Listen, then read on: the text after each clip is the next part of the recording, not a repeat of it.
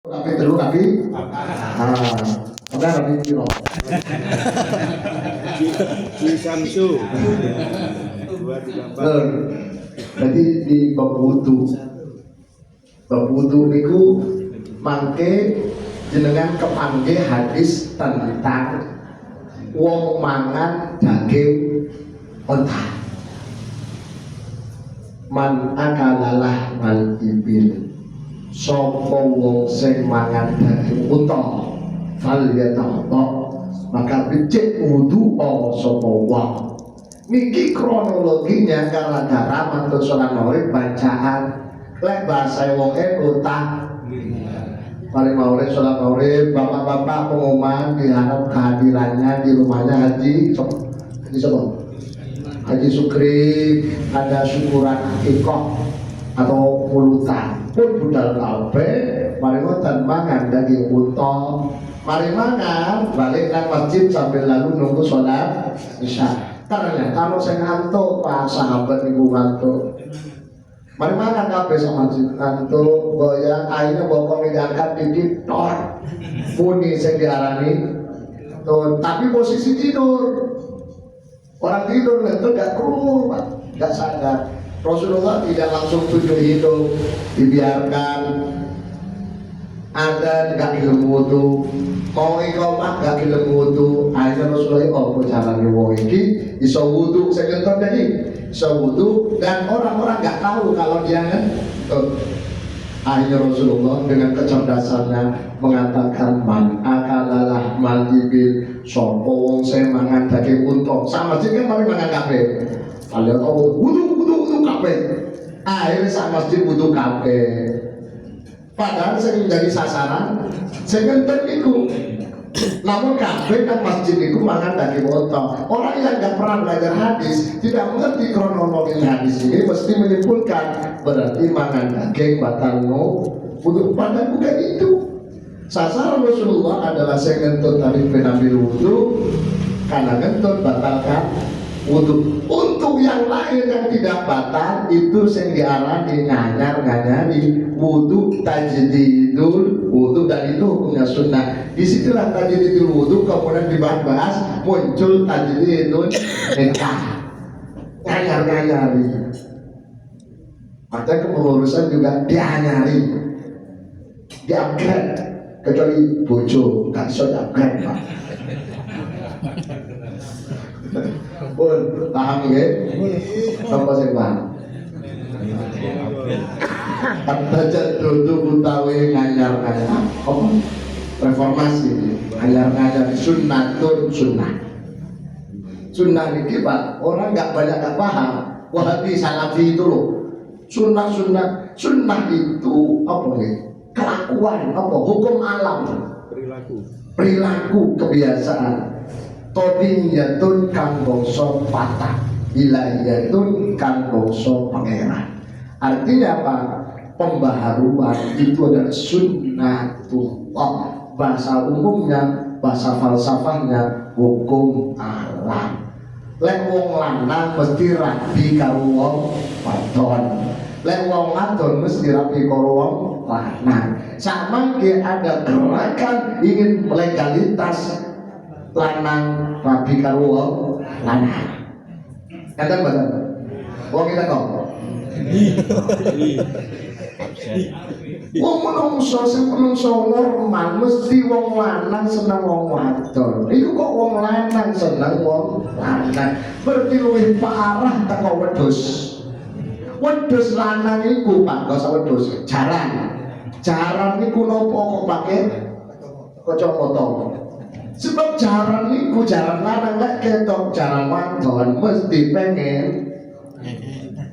Nggih, maka jaran niku nggih saya itu kalau pun survei tanya sama ahli jaran. Pak opo kok pakai kacamata Pak? Kok beda karo kebo, beda karo sapi? Karena jaran niku nafsunya besar, seiring dengan yang dimiliki juga besar. Lagi ilmu nih. Ilmu ternyata jaran niku senang kawin sama dengan orang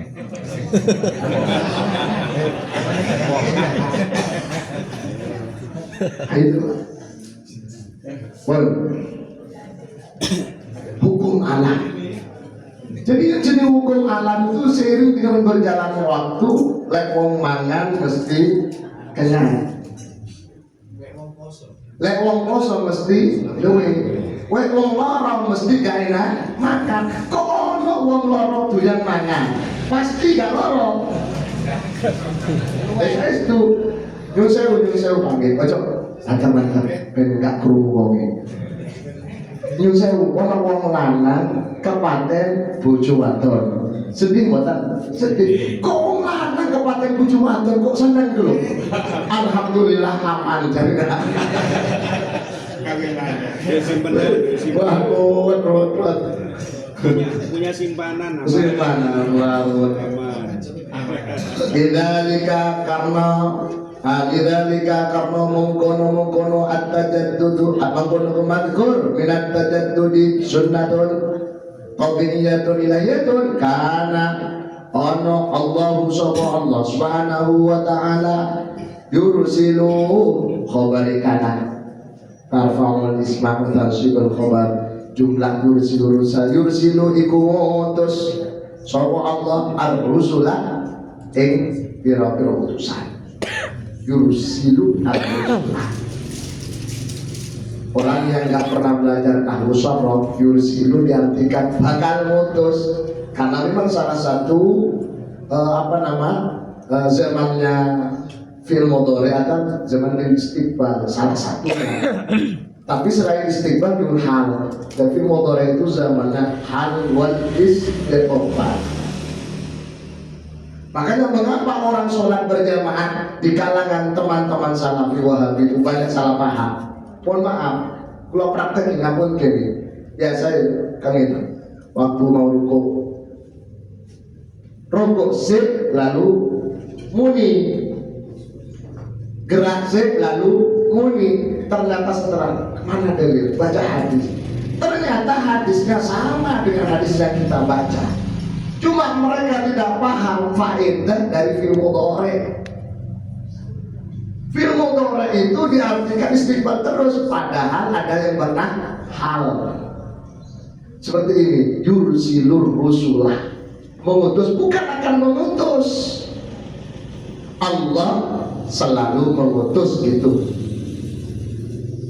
Ar-rusulah, utusan-utusan, para utusan piro-piro rasul.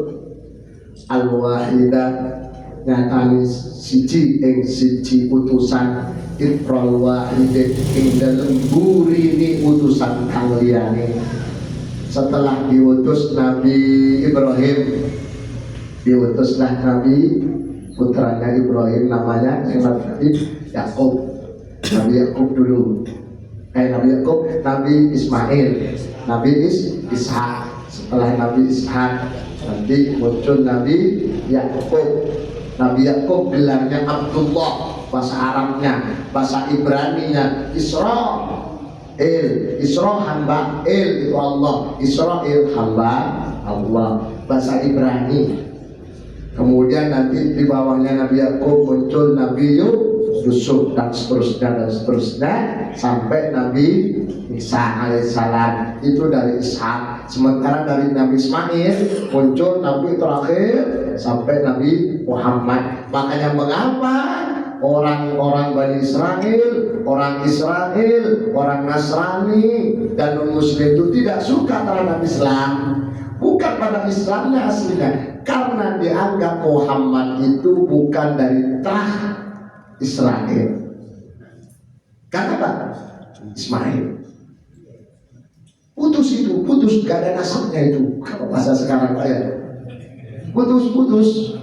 Padahal Nabi Muhammad itu kalau dirunut ke atas sampai ke Nabi Ismail, Nabi Ibrahim, ke Nabi Ibrahim.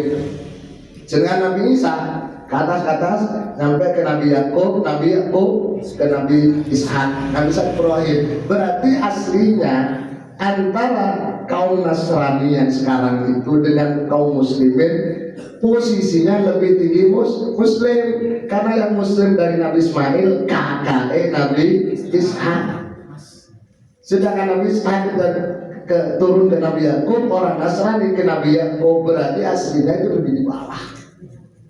Makanya kalau tafsir versi orang-orang orientalis, orang-orang barat yang menguasai Al-Quran dan tafsir, menciptakan tafsir baru, mengartikan cerita waqala inni dhahibun ila rabbi sayahdin rabbi habli minas shalihin fabasyarnahu bighulamin ya fabasyarahu bighulamin halim falamma balagha ma'saya qala ya bunayya inni ara fil manami anni adbahuka fanzur madza tara qala ya abati fa'al ma tu'mar satajiduni insyaallah nasabir. Itu diartikan Baitul Maqdis Nabi Ishak.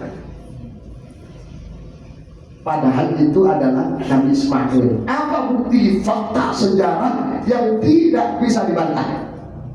Ketika gagal penyembelihan Nabi Ismail kan diganti wa fadainahu bidzibhin azim. Wedhus gede, potongan kepalanya kambing itu dalam sejarah, semua sejarah muslim non muslim semua menyebutkan kepalanya kambing digantung di dinding Ka'bah. Ayo. Kalau kepalanya kambing digantung di dinding Ka'bah, berarti yang disembelih siapa? Ismail, karena Ismail itu lahir di Mekah. Mekah itu apa? Mekah. Sedangkan Ishak lahir di Palestina.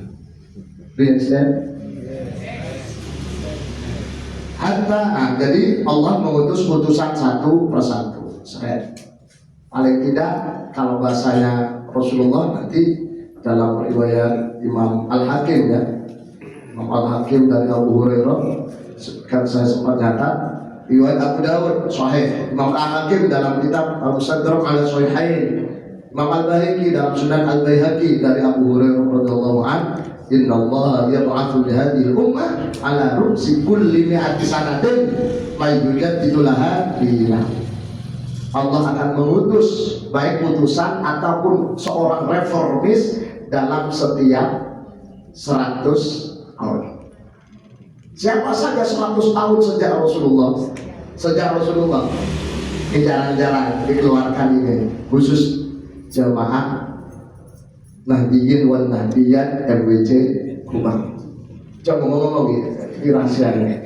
Pertama 100 tahun pertama ada seorang reformis namanya Khalifah Umar bin Abdul Aziz. Tahun 101. Kedua, pada abad kedua, 100 tahun kemudian, dari 100 kemudian berarti 204 muncul seorang reformis namanya Muhammad bin Idris Asy-Syafi'i. Imam Syafi'i, kenal bukan? 100 tahun kemudian muncul seorang ulama besar akidah Asy'ariyah, pencipta akidah Asy'ariyah 364 Hijriah. Nama lengkapnya Abul Hasan Al-Asy'ari, Imam Asy'ari. 100 tahun kemudian, tepatnya tahun 403 muncul seorang reformis ulama besar namanya Imam Al-Baqilani. 100 tahun kemudian, tepatnya pada tahun 505, muncul seorang ulama besar yang ditakuti oleh orang-orang barat, Hujjatul Islam, Abu Hamid bin Muhammad At-Tusi Asy-Syafi'i Al-Ghazali, Imam Ghazali, dan yang benar Al-Ghazali, Imam Ghazali Hujjatul Islam. Imam Ghazali gelarnya Hujjatul Islam. Kalau Syekh Abdul Qadir gelarnya Sultanul Auliya, rajanya para wali. Ingat ada satu lagi sultan